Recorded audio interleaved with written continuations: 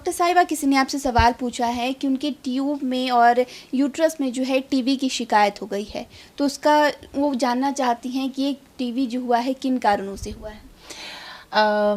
In the eastern part of the world, especially eastern part of India, में ट्यूबरक्लोस bacteria काफ़ी rampant है।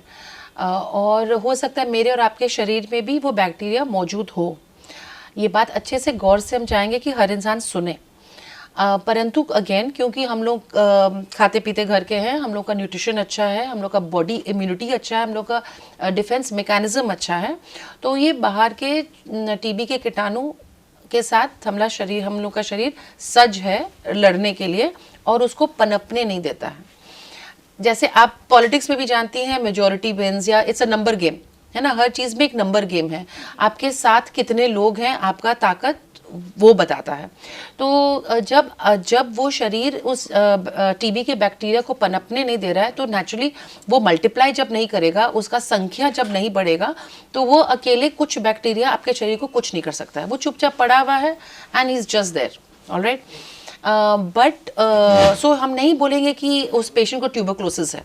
Tuberculosis होने के लिए उतनी संख्या में बैक्टीरिया होने चाहिए कि वो आपको बीमार कर सके, परंतु उस छोटे मात्रा में बैक्टीरिया भले हम लोग को एक टीबी का पेशेंट नहीं बनाए, हम लोग को और कोई मेजर नुकसान नहीं करे, पर यूट्राइन कैविटी में, स्पेशली रिप्रोडक्टिव ऑर्गन्स में अगर वो बैक्टीरिया प्रेजेंट है, तो वो आपके फर्टिलिटी रेट को कम कर सकता है।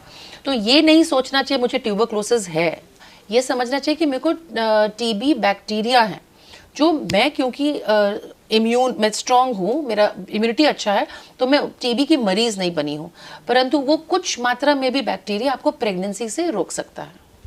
तो इसके अलावा जैसे कि इन्होंने सवाल किया भी है आपसे कि अगर ट्यूब में है, यूट्रस में टीबी की शिकायत आई है, तो इस दरमियान जो है कोई महिला जो है खुद से कैसे ये समझ सकती है कि उन्हें किसी तरह की शिकायत हो रही है या फिर टीबी की समस्या हो रही है? मरीज़ क्यों समझना चाहता है? सबसे पहली बात, मरीज़ का काम है डॉक्टरी नहीं करना। सबसे पहली बात, हर इंसान अपना अपना काम अच्छे से करे, तो मरीज़ अपना काम अच्छे से करेगा कि वो अपना सारा प्रॉब्लम डॉक्टर को बताएगा। ये डॉक्टर फिर बहुत सारे जांच है, उस जांच के तहत हम लोगों को पता चलता है कि वो बैक्टीरिया इसके यूट्रस में मौजूद है या नहीं है। यदि होंगे उसका इलाज होगा, और यदि नहीं होंगे तो अलग दूसरे रास्ते पे जाकर बच्चा पैदा करवाएंगे। तो अगर इसका परमानेंट भी इलाज पूरी तरह से संभव है, और जो आपने जिक्र भी किया कि कहीं ना कहीं जो रेट है प्रेगनेंसी का वो कम कर देता है, तो परमानेंट सोल्यूशन 200%। अगर आप अच्छे से, ये रेडियो में बहुत बताया जाता है कि यदि आप टीबी का दवाई शुरू करें, उसको बीच में न रोकें, उसके कुछ नियम हैं, डेफिनेटली उसके साइड इफ़ेक्ट्स भी हैं। देखिए, शादी भी इंसान करता है तो उसके बहुत सारे साइड इफ़ेक्ट आपको झेलने पड़ते हैं। आपको उसके नखरे उठाने पड़ते हैं, सास बहू का ट्रॉमा झेलना पड़ता है, ननद वाइफ का ट्रॉमा, और खुद भी उस ट्रॉमा में बेचारा आदमी झेलता है। परंतु ये सब साइड इफ़ेक्ट्स भी हम लोग क्यों एक्सेप्ट कर लेते हैं? जानते हैं शादी के दिन कि ये सब अब होने जा रहा है।